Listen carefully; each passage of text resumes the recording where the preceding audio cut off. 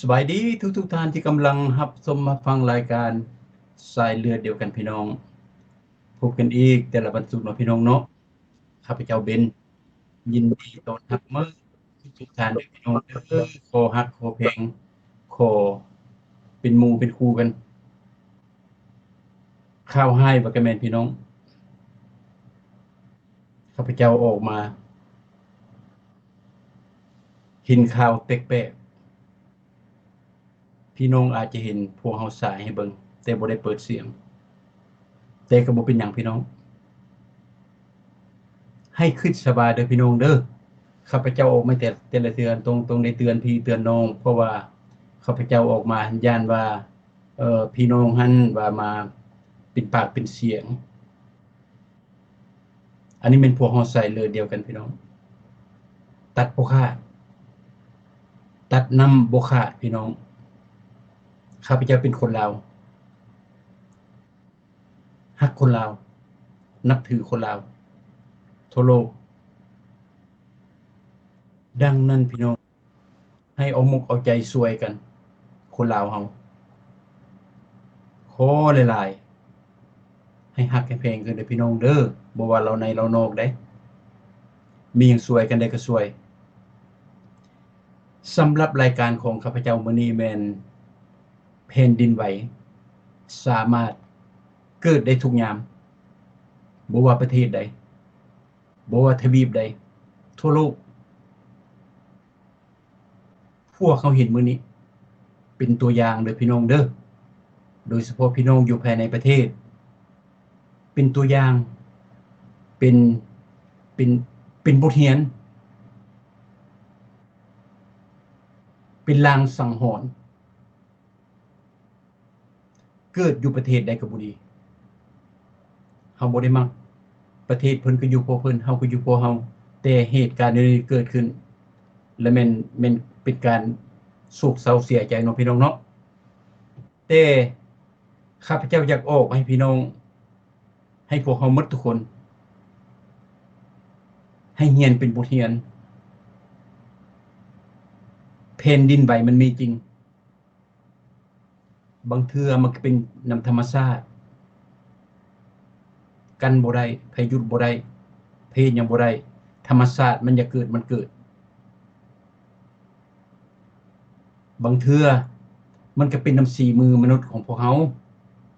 ที่ทำลายธรรมชาติตัวนี้อันตรายตัวนี้เพราะคนเฮามนุษย์เฮาเกิดมาแทนที่จะหำเฮียนเอาความรู้นำชาวโลกเขาหรือว่าประเทศอื่นแล้วมานำใช้อยู่ประเทศของตนเองบางประเทศบ่เฮ็ดได้พี่น้องเด้โดยเฉพาะเป็นประเทศเผด็จการหมายถึงว่าเพิ่นมีประเทศที่สูบได้วาดขาดโดยตรงประชาชนปากบ่ได้ว่าซั่นซะส่วนหลายรัฐบาลจำพวกนี้บ่ว่าประเทศใดรัฐบาลจำพวกเผด็จการนี้มักทำลายธรรมชาติเพื่อเอาผลประโยชน์ให้แก่ตนเองและกลุ่มของตนเองเฮากลับไปเห็นวิดีโอแผ่นดินไหวแผ่นดินยะพี่น้องตะกี้พวกข้าพเจ้าหรือว่าพวกเฮาก็เคยเห็นตั้งแต่ได้อ่านได้เรียนว่าแผ่นดินยะเด้เออแต่สมัยพ่อตู่แม่ตู่เฮายังน้อยมึงเป็นคนชั่วแผ่นดินยะกินมึงได้บ่ดีบ่ต้องเฮ็ดความชั่วอันนี้เฮาไม่เห็นแท้เห็นบ่พี่น้องแผ่นดินยะอยู่ประเทศพม่า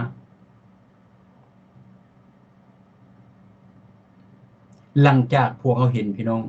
เฮามาคิดถึงคนลาวหลังจากพวกเฮาเห็น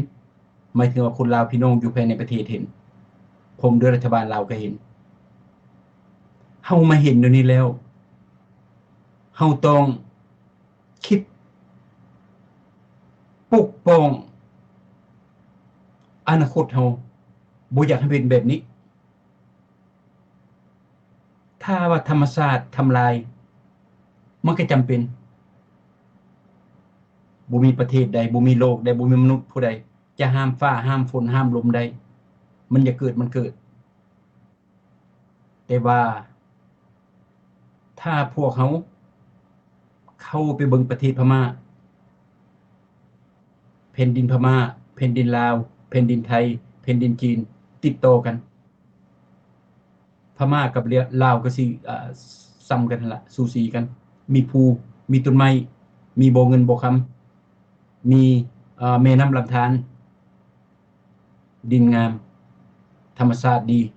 แบบกับประเทศลาวปัจจุบันชาวโลกก็กำลังจ้องเบิ่งว่าทวีปเอเชีย Southeast Asia เพิ่นเอิ้นมีพม่ามีลาวมีไทยมีเขมรแถวนั่นล่ะแผ่นดินไหว 7.7 Richter Scale หลายได้พี่น้องได้แรงได้แรงที่สุดจนไปสะเทือนถึงประเทศไทยจนไปสะเทือนถึงประเทศเวียงจันทน์หลายที่สุดพี่น้องเฮาอย่าไปจี้จุดเพื่อเฮาจะได้บทเรียนนำประเทศพม่านี้เฮามาเบิ่งเป็นหยังคือบ่เกิดแรงแท้อยู่ประเทศพม่านี่ตามนักข่าวนักวิทยาศาสตร์เพิ่นก็เว้าเพิ่นบอกว่าถ้าประเทศใดทำลายธรรมชาติแนวใดทำลายแนวใดเจาะภูขุดบ่แฮสร้างเขื่อนตัดต้นไม้อันนั้นเป็นการทำลายธรรมชาติเพราะว่าต้นไม้มันเกิดนำธรรมชาติคนเกิดมาต้นไม้มีอยู่หั่นแหละภูคือกันแม่น้ำลำธารคือกันบ่อเงินบ่อคำคือกันมันอยู่ในขี้ดินนั่นแหละอันนั้นเพิ่นเอิ้นธรรมชาติและบัดนี้มนุษย์ของพวกเฮานี้บ่ว่าประเทศนั้นประเทศนี้ถ้าผู้ใดเฮ็ดทำลายธรรมชาติแบบข้าพเจ้าเว้านี่อันนี้เฮ็ดให้โอกาสที่จะเฮ็ดให้แผ่นดินไหวนี้สูงขึ้นพี่น้องนั่นหมายถึงว่าถ้าพม่านี้บ่ขุดบ่อโลหะบ่เฮ็ดเขื่อนบ่ตัดต้นไม้บ่เจาะอุโมงค์หรือว่าเจาะภูเจาะผาบางเทื่อสิ่งเหล่านี้ก็บ่เกิดได้พี่น้องเด้เพราะธรรมชาตินั้นมันเกิดมาน่ะมันแน่นมันแกนแต่ตามข้าพเจ้าได้อ่านได้เรียนเบิ่งนี่แม่นการ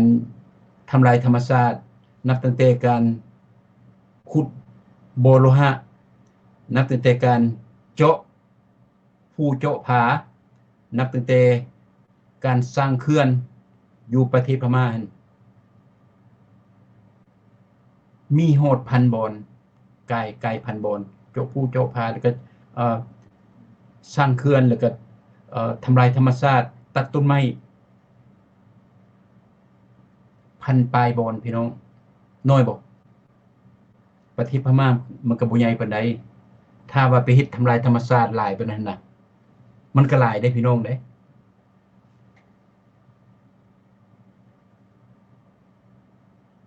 ด้วยเหตุนี้หลายคนคิดว่าแผ่นดินไหวที่นี่พี่น้องแล้วแม่นเป็นนำธรรมชาติบ่แม่นเป็นนำธรรมชาติธรรมชาติอาจจะเป็นน้อยหนึ่งมีมอง25%แต่75%แล้วแม่นมนุษย์ของพวกเราหมายถึงว่ารัฐบาลพม่าหรือว่าผู้ใดผู้หนึ่งอยู่ประเทศพม่านั้นเพิ่นพากันขุดบ่อแฮแย่บ่อคำทำลายต้นไม้เฮ็ดเขื่อนตันอ่าแม่น้ำลำธารแล้วก็เจาะภูเจาะผาอันนั้นเพิ่นเอิ้นทำลายธรรมชาติ75%เฮ็ดให้แผ่นดินไหวบัดนี้ข้าพเจ้าอยากให้พี่น้องอยู่ประเทศลาวเบิ่งเด้อ ขนาดน้ำอยู่อยู่อยู่ห้วยอยู่ห้องอยู่คูอยู่บนใดกระยามันยังซ้ำนี่พี่น้องเบิ่งปานน้ำทะเลเพราะแผ่นดินมันจะนิ่งไปนิ่งมาพี่น้องมันนิ่งไปนิ่งมาเฮือนฮักขัวเพบนใดเฮือนสูงแห้งอันตรายโยนยังโยนแผ่นดินไหวเป็นยังแผ่นดินไหว 75% อยู่ประเทศแถวเอเชียแบบพม่าแบบปัจจุบันเพิ่นคิดว่าหมายถึงว่านักวิทยาศาสตร์คิดว่ามันเป็นนำรัฐบาลพม่าทำลายธรรมชาติของประเทศตัวเองเว้ามาฮอดนี้อยากให้ประเทศลาวประชาชนลาวและรัฐบาลลาวคิดคำนึงถึงประเทศชาติของตนเองเพราะว่าพวกท่านหมายถึงรัฐบาลลาวได้พากันทำลายธรรมชาติมาได้หลาย10 ปีแล้วชาวโลกผู้ใดเขาก็ห้ามจะสุตัดไม้ทำลายป่าหลายจะหน่อยแผ่นดินสิไหวสร้างเขื่อนหลายบ่ดีเด้อทานเด้อห่วยรัฐบาลลาวบ่เว้าเลยเนาะเพิ่นบ่ยอมเสียเปรียบเด้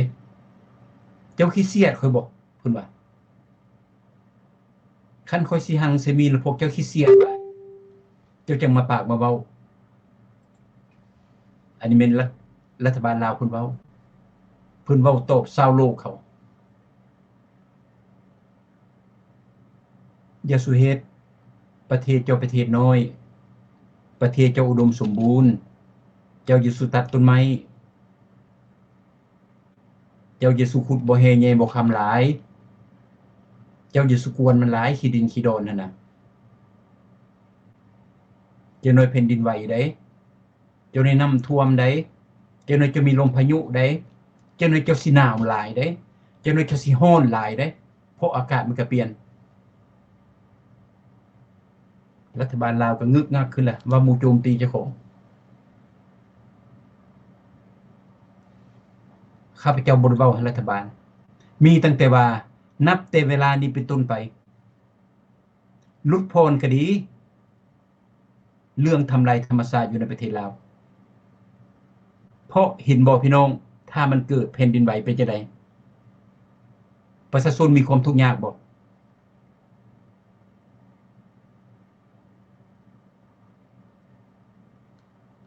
สิไปลี้อยู่ไสพี่น้องแผ่นดินไหวอันซ้ำกับระเบิดเวลาจักจะแตกยามใดมันก็แตกเพราะรัฐบาลทำลายธรรมชาติบ่ได้ติประชาชนเด้อประชาชนลาวดีที่สุดรัฐบาลบอกว่าบ่ตัดต้นไม้เด้อเจ้าก็บ่ตัดบ่พากันตัดมีตั้งแต่รัฐบาลเฮ็ดผู้เดียวแล้วอยากให้รัฐบาลนั้นห้ำเฮียนเบิ่งอย่าเห็นเงินหน้าดำอย่าเป็นคนเห็นคำหน้าเศร้าที่ผ่านมานับตั้งแต่พวกเจ้าว่าพวกเจ้าปลดปล่อยชาติมาวันที่2ธันวาคม1975จนมาถึงมื้อนี้เดือน3วันที่28 2025พวกเจ้าหมดทุกคนรัฐบาลลาวผู้ใดเข้าพรรคเข้ารัฐผู้ใหญ่กินหลายผู้น้อยกินน้อยเห็นเงินหน้าดำเห็นคำหน้าเศร้าบ่คิดถึงอนาคตของลูกหลานบ่คิดถึงอนาคตของชาติพวกเจ้าพากันทำลายชาติหมดทุกประเภทสิ่งที่มันเกิดขึ้นพวกเรานอกเบ้าพวกเรานอกเตือนย้อนพวกเขาเป็นห่วงย้อนพวกเขามีสายเลือดเดียวกันย้อนบ่อยากให้ประชาชนทุกข์ยากชาวโลกเขาก็เตือนแต่พวกทานเมินเสยเพราะพวกเจ้าเห็นเงินหน้าดำเห็นคำหน้าเศร้าเว้าย่อๆพากันขายชาติและบ่นึกถึงว่าการขายชาตินี้และแม่นได้ทำลายธรรมชาติของประเทศตนเองต้นไม้ 70-80% หมด บ่เงินบ่คำปัจจุบันแฮงพากันขุดคนออกนับตั้งแต่บ่เกลือ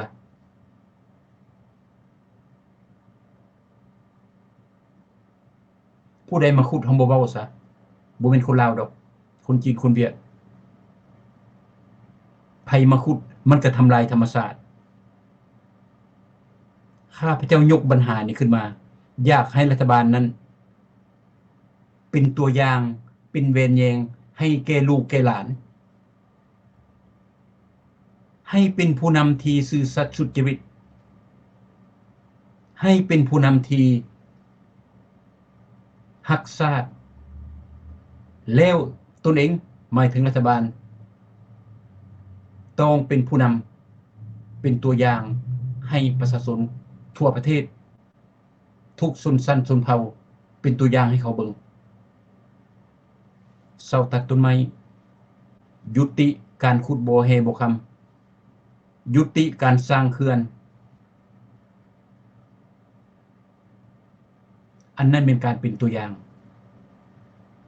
ถ้าพวกเจ้าหมายถึงรัฐบาล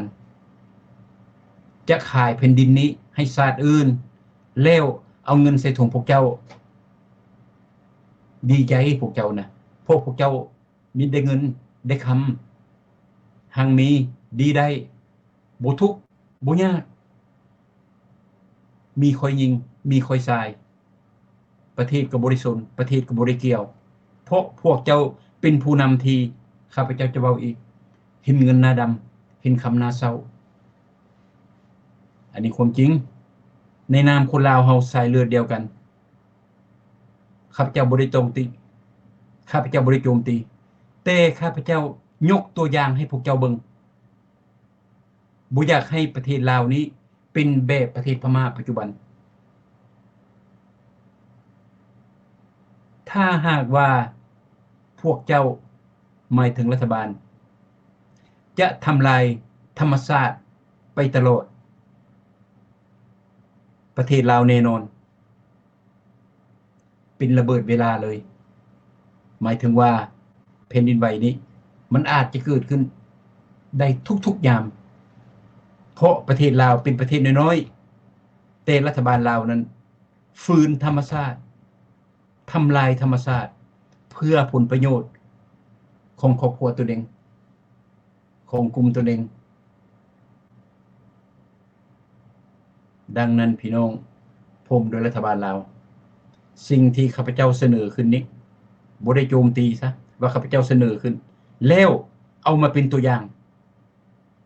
ถ้าจะเว้าอยู่ประเทศอื่นคือว่าไกลจนว่าโอ้แผ่นดินไหวพู้นอยู่ญี่ปุ่นพุ่นอยู่แอฟริกาพุ่นอยู่บนอื่นพุ่นแล้วสิบ่เชื่อกัน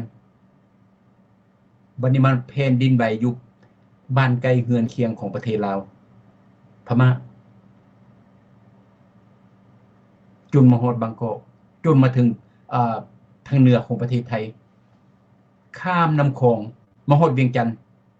ก็ถือผลกระทบน้อยหนึ่งขนาดน้อยเด้อพี่น้องเวียงจันทน์เด้อซ้ำนั้นเด้อเห็น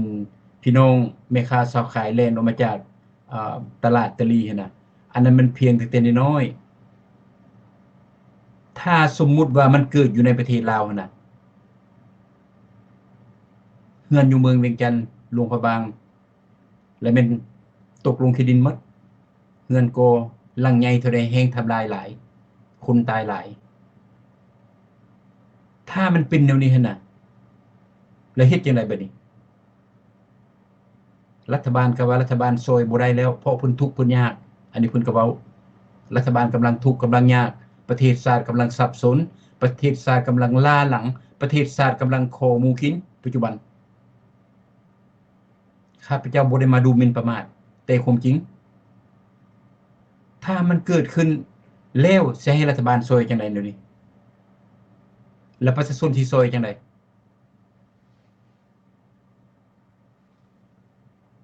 กันไว้ดีก่อนแก่พี่น้องอันนี้แม่นความลาวเพิ่นเว้าพากันเว้ามาตั้งแต่โดนพุ่นกันไว้ดีก่อนแก่คันเฮากันจังได๋ยุติการทำลายธรรมชาติจังเนาะบ่ยุติแล้วมันแก้ยาก แก้บ่ได้บ่ว่ายากละแก้บ่ได้สมมุติตัวเมืองเวียงจันทน์มีเรือนหลักสูงใหญ่ๆอพาร์ตเมนต์ใหญ่ๆหั่นลุบลงตกลงแบบอยู่พม่าหรือว่าอยู่ประเทศไทยแล้วพวกคนลาวเฮาสิเฮ็ดจังได๋คิดได้พี่น้องได้ข้าพเจ้าบ่ได้มาใส่ร้ายป้ายสีบ่ได้มาสีมือสีหยังใส่ผู้นั้นผู้นี้มันบ่แม่นได้ข้าพเจ้าผมด้วยลาวนอกหมดทุกคนนั่นน่ะพวกเฮามาอาศัยอยู่ประเทศที่เจริญศิวิไลซ์แล้วพวกเฮาเข้าใจพวกเฮาเบิ่งข่าวรัฐบาลเฮาบ่ได้ปิดข่าวมีหยังเพิ่นเปิดให้เบิ่งเวลาเฮาเบิ่งข่าวเฮาก็ได้เรียนนำอ่านหนังสือพิมพ์เฮาก็ได้เรียนนำแล้วพวกคนลาวนี่ฮู้ลาวนอกนี่น่ะและเข้าใจโดยเฉพาะข้าพเจ้าจึงออกมาเป็นกระบอกเสียงเป็นหูเป็นตาช่วยประเทศลาวอันความคิดนี่น่ะบ่ได้ออกมาว่าโอ้ยเจ้าทุกข์เจ้ายากประเทศลาวขี้ทุกข์ขี้ยากมันบ่แม่นเฮาทุกข์เฮาก็ว่าเฮาทุกข์เฮายากเฮาก็ว่าเฮายากพะโยคหัวควรก็ยาเขาเฮาทุกข์เดะซั่นน่ะแล้วเฮาต้องหาวิธีแก้ไขเฮ็ดจังได๋แก้ไขได้แล้วพากันเฮ็ดอันนั้นเป็นวิธีแก้ไขตนเองทุกข์แล้วสิมาอ้างสลาดอาจฮู้หังมีดีได้โทหันโทนี้บ่ได้เด้อันนั้นบ่แม่นการแก้ไข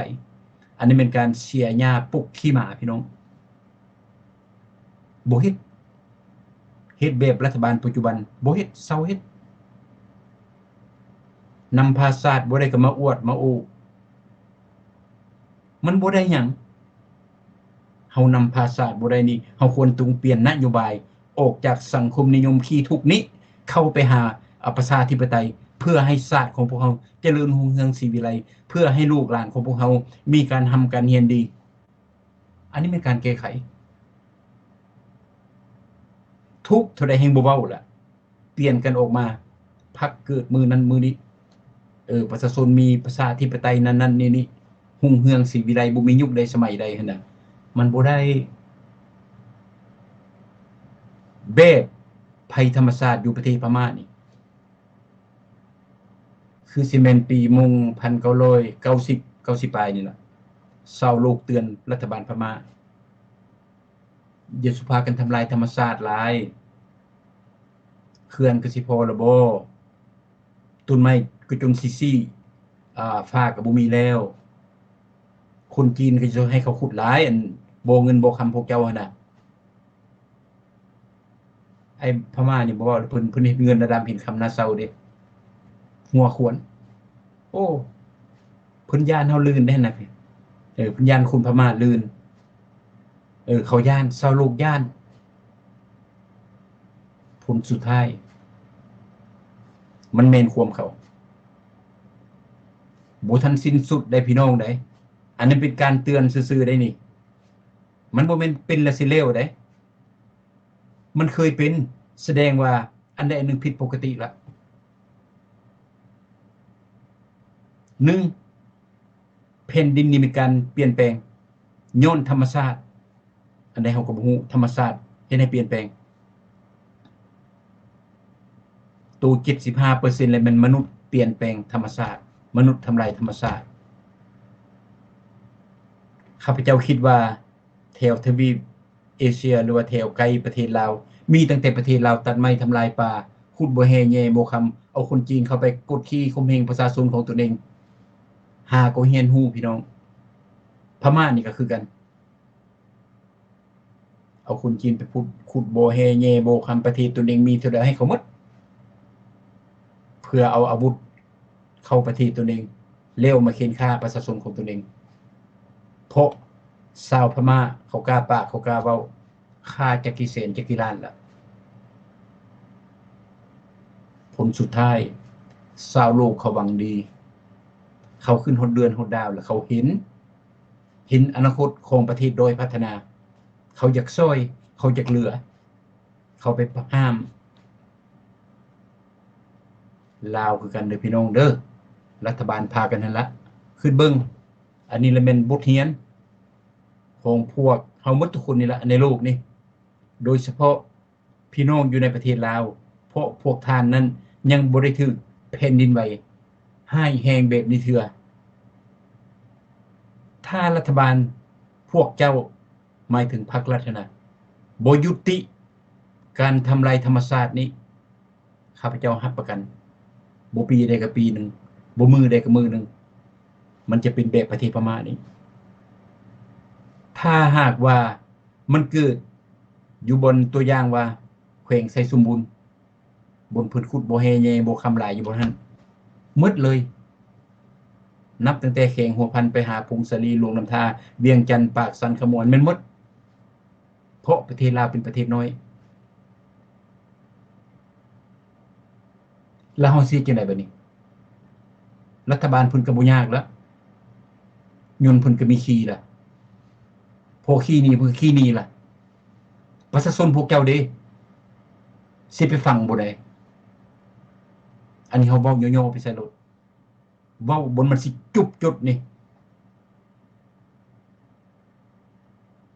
บ่ได้พี่น้องความล้าหลังของประเทศลาวเฮาข้าพเจ้าบ่ได้ติพี่น้องดอกยังหลายเด้1อยากให้รัฐบาลนี่กันไว้กันเรื่องทำลายธรรมชาติหลังจากกันแล้วต้องห้ำเฮียนให้ประชาชนอยู่ทั่วประเทศฮู้จักวิธีเอาตัวรอดเวลาเกิดแผ่นดินไหวแต่คนอื่นหมด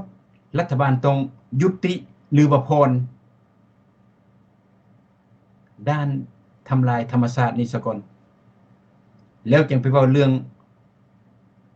เซฟตีหรือว่าเรื่องความอยู่ดีมีสุขของประชาชนถ้าพวกเจ้าหมายถึงรัฐบาลเฮ็ดไปตลอดเคลื่อนกระลายขึ้นไปตลอดถ้าหากเกิดแผ่นดินไหวโน่นนี่หั่นน่ะพี่น้องฮู้บ่เขื่อนมีเท่าใดมันจะแตกหมดเฮือนสูงๆมีเท่าใดมันจะลงหมดมีแต่ว่าประเทศลาวยังด้อยพัฒนาอยู่เฮือนก็เป็นเฮือนเป็นหลังเป็นหลังอยู่ประเทศแถวบ้านนอกคอกะเมนคือสิบ่อันตรายหลายแต่ตัวเขื่อนแตกนี่ตัวอันตรายสมมุติมันแรงส่ำนี้หั่นน่ะแน่นอนเขื่อนมันต้องมีแรงมียะประเทศพม่าคือกันเขื่อนมันต้องมีแรงมียะมีอ่ามีแตกกลับไปประเทศลาวสมมุติว่าแผ่นดินไหวเฮือนลงเขื่อนพากันแตกหรือว่าแห้งแล้ว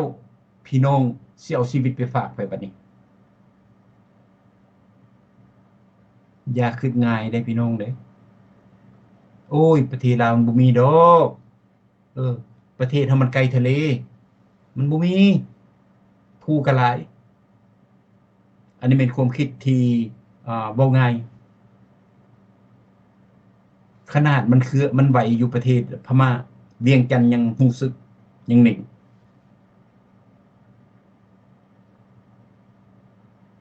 ไฟก็สิไหม้เรือนก็สิล่มเขื่อนก็สิแตกแผ่นดินก็สิยะย้อนหยังย้อนรัฐบาลผู้เดียวอันนี้แหละข้าพเจ้าจังว่าคันว่ามาบอกรัฐบาลเพิ่นก็สิเครียดข้าพเจ้ามาเสนอซะเพิ่นจักสิดีใจเพราะเฮาเป็นคนประชาชนธรรมดาเด้ซั้นน่ะเพิ่นบ่มักคนบอกได้อยู่ประเทศลาวรัฐบาลประเทศลาวอะน่ะเพิ่นผิดก็อย่าเพิ่นบ่ปากเพิ่นบ่ให้ปากให้ข้าพเจ้าขอมาเสนอซะพวกเจ้าจึงสิบ่เครียดเสนอให้รัฐบาลนั้นเบิ่งประเทศพม่านี้เป็นตัวอย่างเสนอให้รัฐบาลนั้นเซาเป็นคนเห็นเงินหน้าดำเห็นคำหน้าเศร้าเสนอให้รัฐบาลนั้นฮักประเทศตนเองฮักประชาชนของตนเองโดยมีการยุติการทำลายธรรมชาติอันเป็นข้อเสนอของข้าพเจ้าหมายถึงว่าอยากให้รัฐบาลนั้นเซาทำลายธรรมชาติยุติการทำลายธรรมชาติ1ปัจจุบันกำลังโด่งดังกว่าหมู่และเป็น โจะผู้โจะพาขุดบ่แฮแย่บ่คำจุดดุดขี้ดินว่าแต่มันมีบ่หยังดุดออกเลย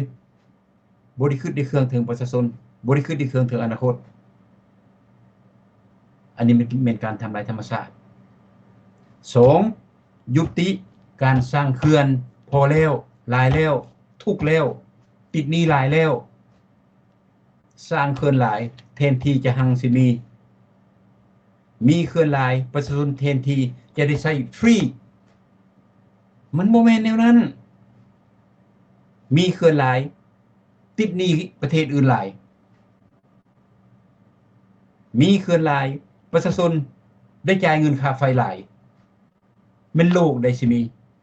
มีแต่โลกสปปลาวมีเป็นอันนั้นน่ะประเทศมี18แขวง3เขื่อนมันก็เหลือแลแล้ว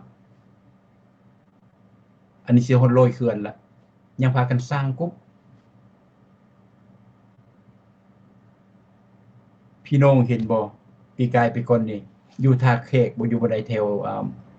ทางใต้นี่นะประชาชนตื่นขึ้นมาเป็นขี้ดินลุกลงน่ะอันนั้นเป็นขี้ดินยะอยู่ซื่อตื่นขึ้นมาอยู่ในเฮือนดินของตัวเองขี้ดินลุกลงลึกให้ลึกว่ามันผิดสังเกตได้พี่น้องได้อันนั้นมันเตือนขี้ดินมันปากบ่ได้ธรรมชาติปากบ่ได้แล้วธรรมชาติมาเตือนมนุษย์อย่าทำลายค่อยยืนบ่ได้แล้วรัฐบาลเฮ็ดหยังส่งคุณไปแทกปุ๊บปั๊บจะไปแทกหยังแทกแล้วก็ไปเฮือนไปกินเบียร์ลาวบ่มาแก้บ่มาประกาศให้ประชาชนฟังว่าเหตุผลมันเป็นต้องเป็นแนวนั้นดังนั้นพวกเขารัฐบาลก็สิได้ช่วยแก้ไขพอหยุดเฮาก็สิหยุดพอสร้างเฮาก็สิสร้างคิดทำท่าไปแทกแล้วก็แล้วดินก็โกนอยู่คือเก่าธรรมดาประเทศเขาเจริญนะพี่น้องเขานักวิทยาศาสตร์เข้าไปประกวดเบิ่งขี้ดินเป็นหยังมันจังรูปธรรมดาอันนี้มันผิดสังเกตแล้วมันเป็นหยังเป็นผู้ใดเฮ็ดใช้แด้มันหนักอยู่บ่ได้มันเบาอยู่บ่ได้ขี้ดินประเทศเฮานี่มันต้องเป็นแนวนั้นอันนี้รัฐบาลลาวจักไปแต่งตั้งไผไปแทกคือหยังเฮาก็บ่ฮู้แทกแล้วบ่มารุมกำก้อยแล้วก็ไปเฮือน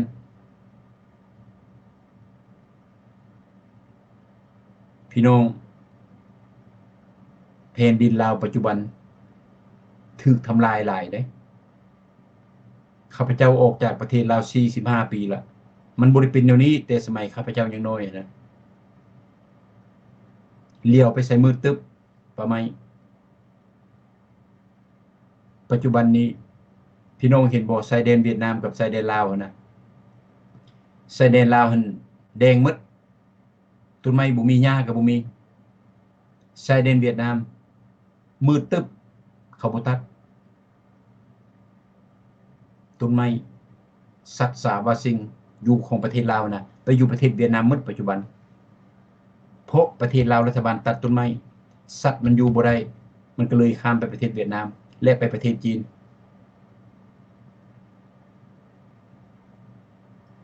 เฮามาเบิ่งนำกันหลังจากที่ว่าข้าพเจ้าได้เสนอให้รัฐบาลแล้วอยากให้เซาทำลายธรรมชาติแล้วและรัฐบาลต้องเผยแพร่ความรู้ให้ประชาชนเพื่อเป็นความรู้รอบตัวว่าเวลาไฟไหม้เฮ็ดจังได๋เวลาแผ่นดินไหวเฮ็ดจังได๋เวลาลมพายุเฮ็ดจังได๋น้ำท่วมเฮ็ดจังได๋แห้งแล้งเฮ็ดจังได๋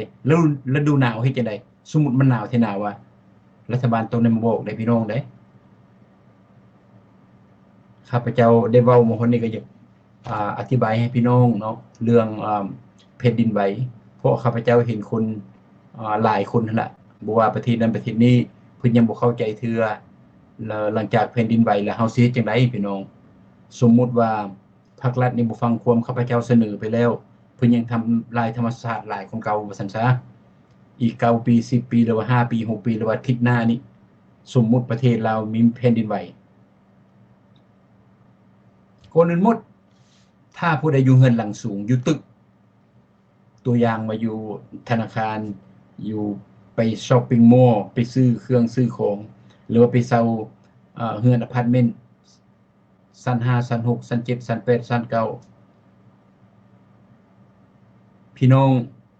เวลาแผ่นดินไหวแบบประเทศพม่าปัจจุบัน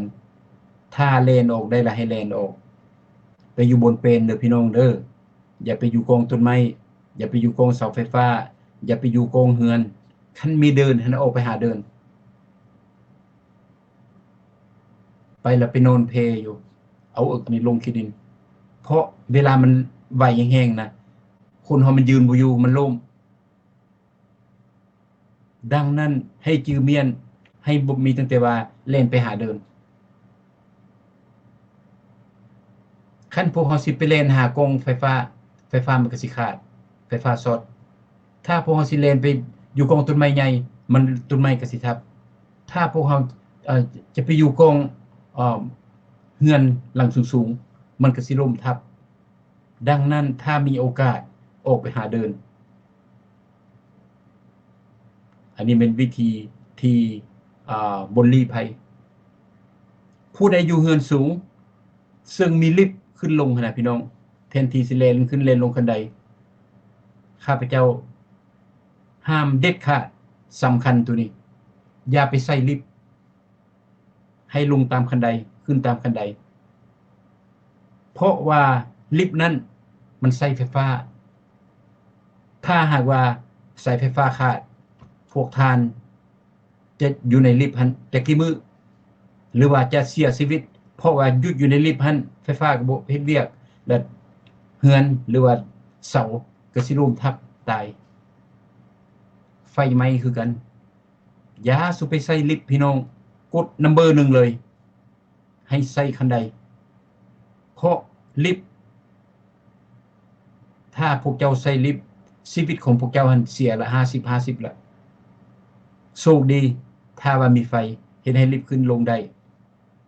ถ้าหากไฟฟ้ามอดไฟฟ้าถูกเขาตัดตายจือเมียนเด้อพี่น้องเด้อห้ามเด็ดขาดอย่าไปใส่ลิฟต์ให้พยายามใส่คันใด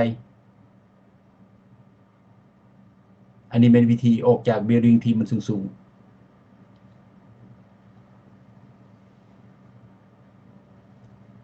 ข้าพเจ้าเห็นข่าวตัวหนึ่งออกใน Facebook ว่ามีหลานสาวคนหนึ่งอยู่ในประเทศไทยในบางกอกเสียชีวิตและผู้เขียนออก Facebook ก็ว่าประกาศหาพี่น้องอยู่ในประเทศลาวว่าเป็นลูกไผหลานไผให้มาเอาบ่หรือว่าจังได๋ที่จริงเรื่องโน้นนี่หั่นทูตอยู่ในบางกอกหั่นควรฮู้และควรเฮ็ดเวียกและควรช่วยชีวิตของคนลาวอยู่พื้นแผ่นดินประเทศไทยและอยู่ในกำมือของทูตไทยทูตลาวอยู่ประจำอยู่ประเทศไทยเพราะเจ้าเองเป็นผู้ต่างหน้าประชาชนลาวหมดทุกคนอยู่ภายในประเทศไทยเมื่อเวลาใดชีวิตเขาตกทุกข์ได้ยากล้มตายต้องการความช่วยเหลือและแม่นเจ้าหมายถึงท่านทูตนั้นอันนี้ฝากไปด้วยความฮักแพงและนับถือในนามคนลาวด้วยกันสายเลือดเดียวกันพี่น้องผู้ออก Facebook ถามหาพี่หาน้องอันนี้ก็บ่ผิดเพราะเพิ่นบ่ฮู้จักสิเฮ็ดหยังเพราะคนลาวเฮาขาดความรู้ก็เลยเฮ็ดตามสิ่งที่ตนเองเข้าใจและเฮ็ดได้ก็เลยออก Facebook กับฮู้แล้วก็ประกาศหาพี่หาน้องอันนี้ก็ดีแต่ธรรมดาพี่น้องคนลาวอยู่ในประเทศไทยต้องโทรหาทูตเด้อเอาออก Facebook ได้แล้วก็โทรหาทูตได้คันบ่ฮู้เลขทูตก็ไปหาเจ้าหน้าที่ประเทศไทยนั่นเดี๋ยวนี้คนลาวเสียชีวิตอยากให้ทูตนี่มาเบิ่งเอาไปประเทศลาวจังได๋อันนี้หน้าที่ของทูต เห็นบ่ทหารอเมริกาเขาตายไป70-80 ปีแล้วอยู่ประเทศลาวอยู่ประเทศเวียดนามทูตเขายังพากันไปขุดอยู่ทูตอยู่เวียงจันทน์ทูตเฮาทูตอเมริกาก็ไปเมื่อวานมื้อซื่นนี่ไปโลขุดนั่นย้อนหยังย้อนเขารับใช้ชาติเขาย้อนเขารับใช้ประชาชนเขาพวกเจ้าไปเป็นทูตบ่สิไปนั่งกินเงินได้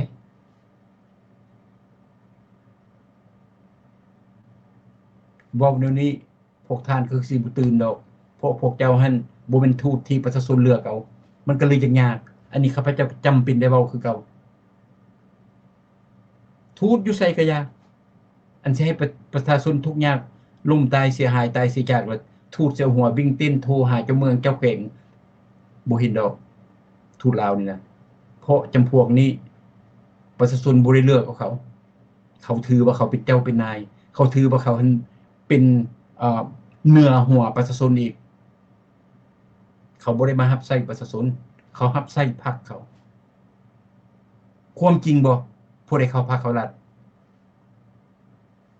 พวกเจ้าเป็นทูตประชาชนเดือดร้อน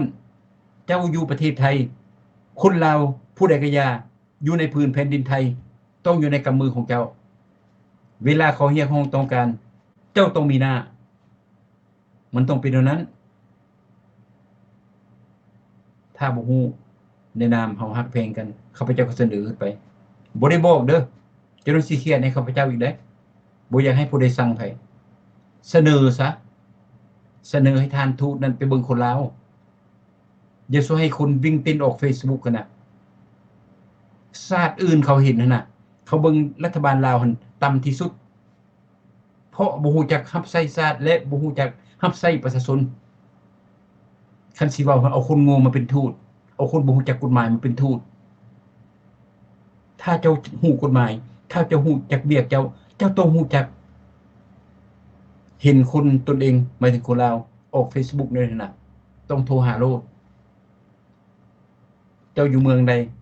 จังหวัดใดอำเภอใดโทรไปหาเจ้าแขวงอยู่ประเทศไทยหั่นบอกว่าคุณค่อยอยู่บ้านนั้นบ้านนี้อำเภอนั้นแล้วเจ้าแขวงเขาแล่นให้ดอกอยู่คนไทยเขาดีอยู่เขาบอกวิธีอยู่อันนี้บ่เคยได้ยินทูตลาวหั่นน่ะอยู่อเมริกานี่คือกันบ่เห็นเรื่องออกมาประกาศเอาคนคืนประเทศมื้อวานจังพากันพะเลาะออกข้าพเจ้าเว้ามา3ทิศแล้วให้บอกประชาชนผู้หมดหนังสือมาแต่ประเทศลาวให้โทรเฮาขาทูตโทรปรึกษาเพิ่นมันแม่นความหมดเพราะอันนั้นมันเป็นความถูกต้องข้าพเจ้าเว้ามาเพื่อความถูกต้องบ่ได้อยากเอารัดเอาเปรียบผู้ใดเอาแต่ความถูกต้องเพื่ออยากให้คนลาวเฮาฮักแพงซึ่งกันและกันเจ้าเป็นทูตบ่ได้หมายถึงว่าเจ้าจะมีฟรีซะขี้แฮเจ้าเป็นทูตก็จริงแต่เจ้านั้นต้องรับใช้ชาติและประชาชนของพวกเจ้า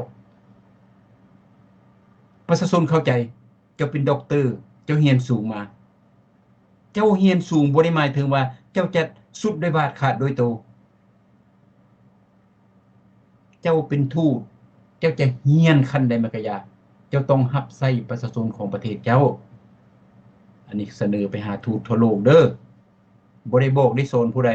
แต่เสนอสิฟังก็ฟังบ่ฟังก็บ่ฟังเพราะข้าพเจ้าบ่ด้วยความเป็นห่วงบ่แม่นโชว์ความฉลาดบ่แม่นออกมาบอกสอนคนมันบ่แม่นข้าพเจ้าเว้าความเป็นจริงและความถูกต้องกลับมาถึงพี่น้องอยู่ประเทศลาวข้าพเจ้าเสนอให้รัฐบาลรู้แล้วว่าควรเฮ็ดจังไดเซาตัดไม้ทำลายป่าพวกเจ้า7ล้านคนบัดนี้ชีวิตของพวกเจ้าปัจจุบันอยู่ในประเทศลาวกำลังอยู่แบบอันตรายเพราะรัฐบาลของพวกเจ้าทำลายชาติทำลายธรรมชาติ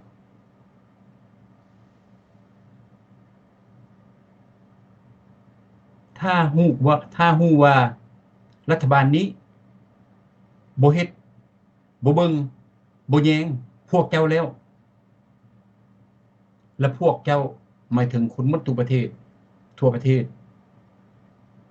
บ่ว่าบ้านนอกโคกเขมรคนทุกข์คนยากคนอันใดก็อย่าต้องได้เบิ่งพวกเจ้าเอง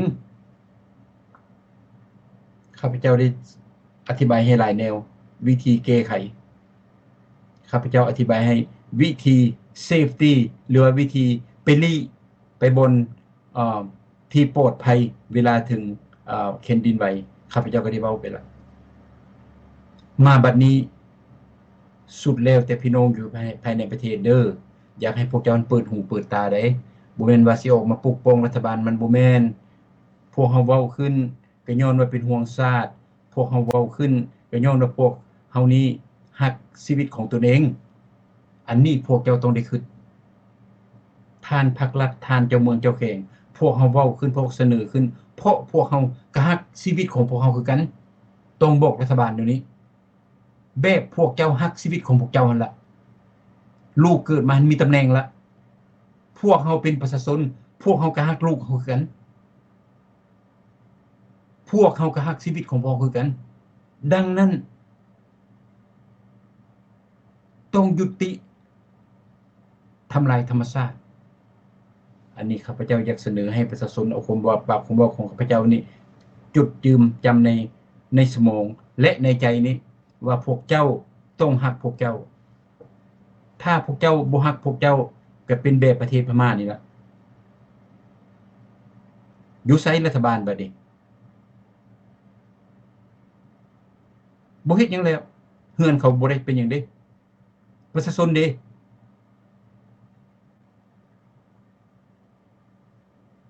กันไว้ดีก่อนแก้อย่าเว้าได้พี่น้องได้อันอันตรายภัยธรรมชาติเกิดมาได้ทุกเมื่อทุกยามคือแผ่นดินไหวนี่ล่ะบ่มีผู้ใดสิคิดดอก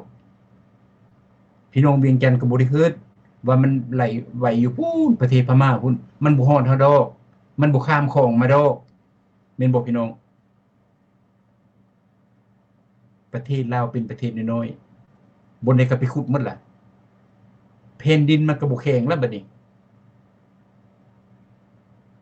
บ่ได้บ่เงินบ่คำมันเป็นก้อนเป็นพื้นเป็นแผ่นเฮ็ดให้แผ่นดินแข็งเอาออกหมดล่ะต้นไม้ใหญ่ๆมีรากมาได้100ปีพันปีล่ะต้นไม้หั่นพี่น้องมันเฮ็ดให้แผ่นดินแข็งเด้ต้นไม้ได้เฮ็ดให้แผ่นดินเป็นแผ่นเดียวแล้วก็เข้มแข็งเด้รากไม้หั่นน่ะรากไม้ไปฮอดไสไปมันดูดน้ำแล้วก็มันเฮ็ดให้แผ่นดินเหนียวแข็งแผ่นดินไหวมันก็ยากได้ประเทศที่สิไปประเทศแผ่นดินไหวอยู่ประเทศต้นไม้หลายๆน่ะยากที่สุดเป็นเกาะใกล้ทะเลบ่มีต้นไม้มันมักแผ่นดินไหวอันแบบประเทศลาวหั่นน่ะยากที่สุดแบบประเทศพม่ายากที่สุดแต่รัฐบาลพม่าทำลายธรรมชาติอันนี้คนนักวิทยาศาสตร์เขาว่า75%เลยแม่นมนุษย์ทำลายธรรมชาติเองแล้วบัดนี้ธรรมชาติมันก็เลยเคลื่อนไหวสมมุติแผ่นดินนั้นมันได้ซอยจุ่มกันอยู่ต้นไม้ก็ซอยขี้ดินบ่เงินบ่คำก็ซอยขี้ดินภูก็ซอยขี้ดินแม่น้ำมันก็ไหลธรรมดามันก็ซอยขี้ดินให้ขี้ดินนี่แข็งตลอดเคลื่อนไหวมันก็บ่เคลื่อนบ่ไหวดินหยะก็บ่มีแผ่นดินไหวก็บ่มีย้อนขี้ดินนั้นบ่มีผู้ใดกวนมันไอ้พม่านี่ก็3-40 ปีผ่านมาแล้วนี่เพิ่นพากันเฮ็ดลาวเฮาอีกได้พี่น้องเด้ลาวเพิ่นก็เฮ็ดคือกันได้20-30 ปีแล้วแผ่นดินไหวมันจะเกิดได้ทุกบ่อนมีแต่ว่าบ่อนเกิดง่ายและบ่อนเกิดยากบ่อนใดขี้ดินขี้ดอนที่มีปาล์มหนาตึบบ่มีมนุษย์ทำลายมันยากบ่อนใดต้นไม้น้อยแผ่นดินก็เป็นเป็นฝุ่น ซัมโบนำพากันไปขุดซอกกระโบนั้นซอกกระโบนี้ผู้หัวสูงๆก็ตัดลงตัดยังบ่เร็วเจาะเขื่อนนี่ก็ทำลายขนาดทั้งตัดต้นไม้ทั้งตันหูน้ำทั้งทุกอิงทุกอย่างมันบ่มีแนวเข้มแนวแข็งอยู่ในขี้ดินมันก็โอนพี่น้องมันก็โอนเพลียไปสมมุติว่าขี้ดินหั่นน่ะประเทศลาวมีหมดแต่ก่อนแม่น้ำลำธารต้นไม้บ่อแฮต่างๆเต็มประเทศสมมุติประเทศลาวเป็นคนผู้หนึ่งเดี๋ยวนี้รัฐบาลทำลายชาติแสดงว่าเขตนี่ก็ตัดออกไปเขตเมืองไส้ก็ตัดออกเขตเมืองครัวก็ตัดออกขาก็ตัดออกแล้วหัวใจนี่ก็เอาไปครึ่งนึงละคนผู้นั้นก็จะเป็นคนเสียองค์ะแผ่นดินก็คือกันพี่น้องทำลายมันตลอดมันก็เสียองค์ะคือกันบุญบ่มีแนวเข้มมันบ่มีแนวแข็งมันบ่มีแนวที่ว่าจุ่มกันเจ้าซอยค่อยๆซอยเจ้ามันบ่มีไผซอยไผเพราะมนุษย์ทำลายมันให้ขึ้นแนวนั้นพี่น้องถ้าบ่เข้าใจนะตุนตูเนี่ยโอเคนกทรงแขนขาโอคานึงแล้วสิเป็นจังได๋เป็นคนเสียองค์ะเล่นก็บ่ทันหมู่3มือดี4มือไข้ขี้ดินคือกันตัดไม้ออกโจะหูภูเฮ็ดเขื่อนต้านมืดตุนแม่น้ำลำธารนั่นบนเคยไหลก็บ่ได้ไหลบนบ่เคยไหลก็ไหลแผ่นดินมันก็เป็นอัมพาตคือกันมันบ่เข้มมันบ่แข็งดังนั้นโอกาสที่มันจะเป็นแผ่นดินไหวหลายกว่าแผ่นดินที่บุยบ่ได้ไปแตะต้องข้าพเจ้าเว้ามาวันนี้หวังว่าพี่น้องจะเข้าใจแผ่นดินลาวปัจจุบันเป็นอัมพาตแล้วต้นไม้ 75% หมดแสดงว่าเขตนึงออกไปละคันเป็นคนขุดคุณโบเฮทั่วประเทศขานึงออกไปละตันแม่น้ำเฮ็ดเขื่อนอันนี้ก็อีกขานึงละบ่ดนคุณผู้นี้ต้องล้มบ่ดนแผ่นดินแผ่นนี้ต้องมีแผ่นดินไหวอากาศก็เปลี่ยนแปลงพร้อมยามหนาวก็บ่หนาวยามร้อนก็บ่ร้อนคันหนาวก็หนาวพิลึกพิโลจนมีหมากเห็บตกจนมีน้ำก้อนตกคันบ่ร้อนจนว่าหันใจบ่ได้ย้อนหยังย้อนมนุษย์ตัดไม้ทำลายป่าทำลายธรรมชาติข้าพเจ้าหวังว่าข้าพเจ้าออกมามื้อนี้จะช่วยพี่น้องบ่หลายก็น้อยเสนอตนเองออกมาเด้อพี่น้องเด้อข้าพเจ้าอยู่สหรัฐอเมริกาแต่